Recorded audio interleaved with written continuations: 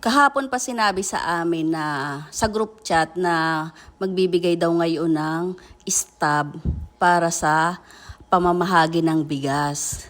At ngayong araw ang bigayan. Kaya naman ako ay nagpunta rin at nakipila.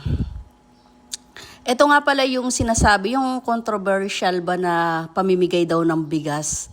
Yung laging dumadaan sa aking FYP. Bawat bayan ata sa buong Pilipinas ay may ganto. Kaya naman ay maraming controversial about sa ganyan. Pero din naman sa amin, parang okay lang naman, normal na pamimigay. Walang issue, yung okay lang. Tapos ang claim pala ng bigas na yan ay bukas pa. Ngayon ang kuhanan ng stab, bukas ang distribution ng bigas. At ayan nga, pauwi na ako at ako ay natapos na. Sobrang haba kasi ng pila. Maaga na ako nagpunta diyan, hindi na late. Nahuli pa rin. Ang haba, ang daming tao.